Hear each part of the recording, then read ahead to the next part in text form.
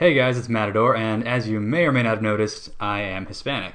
I also really love video games, but there's something that's been bothering me a bit lately. Out of all the characters in all my favorite games, most of them don't really look anything like me. In fact, they all look pretty similar. 30-something white male. I've heard the same complaint made by a lot of different people. So I started going on a hunt for more characters that were my particular shade of brown, and the results were a little bit less than encouraging. Now, I already knew that there was a shortage of Hispanic characters in the gaming universe, but after doing an exhaustive amount of research, it's become apparent that the problem might go a little bit deeper than that. Finding Hispanic characters who play a significant role in their games is hard enough, but finding ones who aren't overly stereotyped as well, that's even harder. When they're not luchador wrestlers, the men are either comic relief or hot-headed jocks. You know, the overly accented meatheads who just usually play second fiddle to the real heroes. And the problem is even worse for Hispanic women. I mean, that's an entire video in and of itself. Latinas in gaming are almost never given character development, instead being objectified and one-dimensional. They're not all bad characters, though. I mean, Far Cry 3's Vas Montenegro is one of my favorite villains of all time,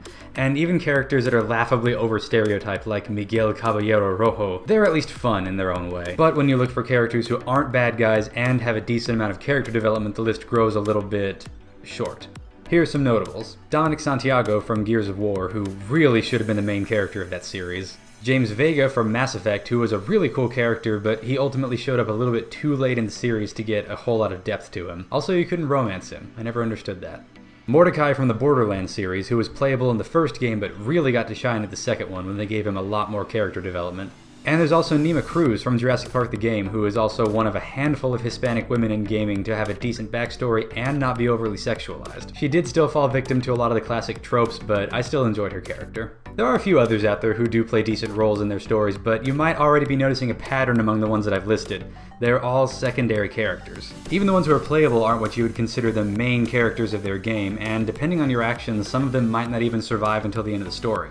In fact, I only found one Hispanic character from a well-received AAA game over the last 10 years who's the main character of his story. Rico Rodriguez from the Just Cause series, who manages to have the limelight all to himself without sounding like a bad imitation of Antonio Banderas. He's also been in 3 games now, so good job, Rico. But when I was researching for this video, I came across a bigger problem. While there is a shortage of Hispanic and Latino characters for us to play as, there is another role in which you'll find plenty of them: the bad guy. Check it out. Here are the games from the last 10 years that have playable Hispanic characters as good guys. Of these, 4 are optional to play as. But here are the games that feature Hispanic villains. And most of the time they aren't even good villains. They're portrayed as being conniving and double-crossing, and most of them are drug lords or gangsters, which only helps to further the harmful stereotypes about Hispanic men. Even as villains, they're second class. In Far Cry 3, Vas is dispatched before the third act of the game even starts, and then replaced by Hoyt, who is, of course, the true mastermind. In the first Uncharted game, Navarro is just a henchman who isn't even worthy of note until he betrays his boss close to the end of the game. Even in the role of the bad guy, Hispanic characters are little more than annoying roadblocks. There is, however, another group of characters that I've been ignoring, and if you've been playing games for long enough, and if you've even touched a fighting game, you probably know where this is going. Every fighting game has at least one Hispanic or Latino among the ranks. They're usually just there to pad out the roster or check the diversity box, and most of them are seen as being among the weaker characters of their games. In fighting games, Hispanic characters are almost exclusively luchadors. Or matadors, but I guess I have no room to talk there. For non-stereotyped Hispanics in fighting games, you have Angel from King of Fighters, whose design is still not without its problems, and Mavado from Mortal Kombat, who, from my understanding, is third tier at best. I'll also give King a pass because his tiger mask is a nice touch and he's got a decent story. But apart from them, you have an inconsequential slew of matadors, luchadors, conquistadors, and Vega, I think. I'm not really sure about that one. I won't pretend that Hispanics and Latinos are the only ones who are being ignored by the gaming world. After all, every non-white minority has the same problems with representation and stereotypes. This is just the only side of things that I have personal experience with.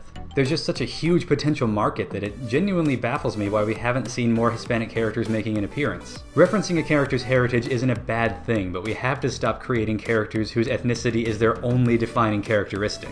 Why can't we have more characters who are Hispanic but don't show it through constantly speaking Spanglish or wearing a poofy white half-unbuttoned shirt? Why can't we have more characters who are just brown and that's that? Our race doesn't change who we are in real life, so why does it seem to matter so much in video games? Just like everybody else, I want to be able to play as characters who look like me, who I can identify with. And having the ability to create a brown character in Fallout or Dragon Age doesn't really feel like it counts. So who are some of your favorite Hispanic characters in gaming? Let me know in the comments below, and also let me know if there's anybody that I missed, because there probably is. I'm sure there is. I do want to make more videos on this subject, but until then, thank you guys so much for watching this one. Be sure to like it if you enjoyed it, and subscribe to the channel if you want to see more from me in the future. Thank you guys again for watching, and I will see you next time. I actually got a first on YouTube for myself. I got more dislikes than likes on that video, which of course means I got like 4 dislikes, so, you know, take that with a grain of salt. Now, I do also want to say that everybody who left comments on that video is actually really nice to me. I know that doesn't happen too often on YouTube, but everybody was very